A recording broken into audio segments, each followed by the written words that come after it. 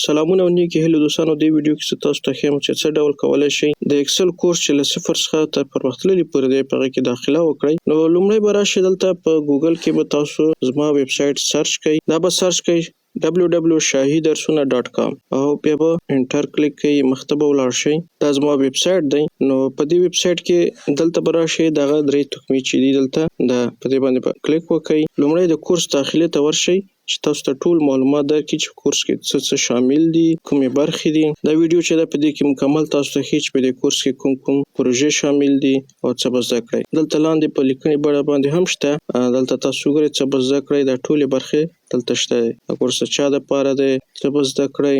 بیا راشئ دلته کورس کې داخلي لارښود. لومړی کار چې دی هغه داخله کړل دی او بیا دویمه طریقه کې چې دی هغه فیس داخلول دي. نو دې کې هم په لیکنه باندې ټول موجود دي.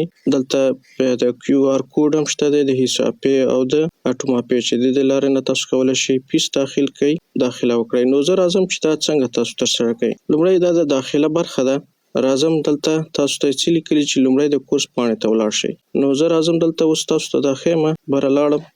دا کورسونه دا وینئ، دې باندې کلیک وکړئ. د ایکسل زده کړه له صفر څخه تر پرمختللي پورې 400 افغانۍ فیس دی او زه به دا ویو ډیټیلز باندې کلیک وکړم. نو اوس دا کورس چې دا د کورس پاڼه ده، دلته بیا لاندې راشئ، جوین باندې کلیک وکړئ. نو دا کورس ته لومړی قدم کې څه دی چې ساین اپ وکوئ. لومړی ساین اپ دی، یعنې تاسو به لومړی ځان دپاره په دې کورس کې حساب جوړ کړئ. ساین اپ به ووهئ.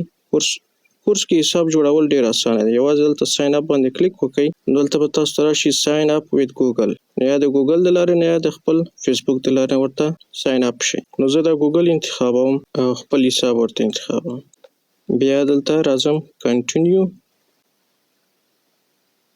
دا د حساب راته جوړ شو. نو اوس دویمه طریقه چې د پیمنټ دی. د پیمنټ یا د فیس جمع کولو طریقه هم درته ښودلې ده. او خو لومړی به تاسو راشئ چې دلته به خپل ایمیل ولیکئ. دا خپل ایمیل مې ولیکو، بیا به ورته بای ناو باندې کلیک وکړم. اوس چې تاسو خپل ځان ته حساب هم جوړ کړو او دویم قدم کې مو پیمنټ ته هم ولاړئ، بای ناو مو ووهلو، نو یوازې تاسو ته په هغه وخت کې اوس داخله درکول کېږي چې تاسو فیس داخل کړئ. نو د فیس طریقه دا ده چې تاسو دلته دا دریو نقطو باندې کلیک وکړئ او بیا راشئ کورس داخله باندې کلیک وکړئ. دلته بیا لاندې راشئ، فیس تحویلول دغه دلته طریقه ښودل شوې ده. فیس چې دی د حساب پې یا اټوما پې له لارې تحویلېدلی شي چې کیو آر کوډونه یې لاندې درکول شوي دي. د اټوما پې یا حساب پې څه شی دی؟ اټوما پې او حساب پې دا هغه اپلیکیشنونه دي چې کوم د لارې نه تاسو کولی شئ یو بل ته پیسې ولېږئ. دا دواړه اپلیکیشنونه دي، دا د حساب پې دی او دا هم د اټوما پې دی. نو زه بیرته دلته راځم. دلته لاندې ما خپل کیو آر کوډونه ورکړي دي چې دا د اټوما پې دی او دا هم د حساب پې دی. اټوما پې یا حساب پې د لارې نه به څنګه فیسونه داخلوئ؟ که چیرته تاسو خپل اپلیکیشن لرئ او هغې کې پیسې موجودې وي، نو تاسو کولی شئ چې د دې د لارې نه فیس تحویل کړئ. خو که چیرته تاسو سره اټوما پې حساب یا د حساب پې حساب نه وي در سره، نو تاسو به څنګه وکړئ چې دلته ټول لیکلي دي چې د اټوما پې لارې خپل نږدې ایم ټي این یا اټوما دفتر ته مراجعه وکړئ. د اټوما پخوانی نوم ایم ټي این و. نو په هر ولایت او په هر ولسوالۍ کې نمایندګۍ شته دي. تاسو د هغې نمایندګۍ ته ورشئ او ورته وایئ چې زه دغه حساب چې دی دغه ته دا حساب چې دی د دې د لارې نه زه غواړم 400 فیس 400 افغانۍ ولېږم دغه کیو آر کوډ ته. او یا هم که د حساب پې دفتر ته ورځئ نو ورته وښیئ چې دغه حساب کې زه غواړم پیسې جمع کړم 400 افغانۍ. نو هغه بیا تاسو ته کولی شي چې پیسې جمع کړي. دا دفترونه چیرته دي؟ لومړی خو دا ده چې دا په هر ښار کې او په ولسوالیو کې د دې نمایندګۍ شته، د اټوما یا د حساب پې.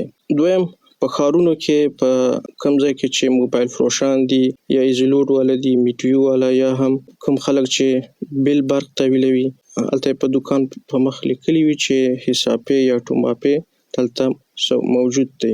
نو د هغې دفترونو چې ورشئ، دا کیو آر کوډ یا دا د حساب پې کیو آر کوډ ورته وښیئ چې زه غواړم دې ته پیسې تحویل کړم. نو هغه بیا تاسو ته لارښوونه کوي، تاسو څخه پیسې اخلي او دې حساب ته جمع کوي. کله چې پیسې دې کې جمع کړئ، نو بیا تاسو د همیشه دپاره دې کورس ته لاسرسی لرئ. هر وخت چې غواړئ تاسو کولی شئ ادامه ورکړئ. یعنې دا یو ځل فیس دی، بار بار یا میاشتنی فیس نه غواړي، صرف یو ځل ورته داخله وکړئ ګورئ له تایید دلته لیکلي دي له تایید وروسته به تاسو د خپل حساب له لارې نوموړي کورس ته دایمي لاسرسی ولرئ. یادونه هغه کسان چې له افغانستان څخه بهر دي د واتساپ له لارې ورته ځانګړی حساب برابرېږي او په اسانه توګه اداینه کولی شي. نو تاسو کولی شئ د دې طریقه اکسل زده کړې ته دوام ورکړئ او په مسلکي توګه یې زده کړئ. ښې چارې.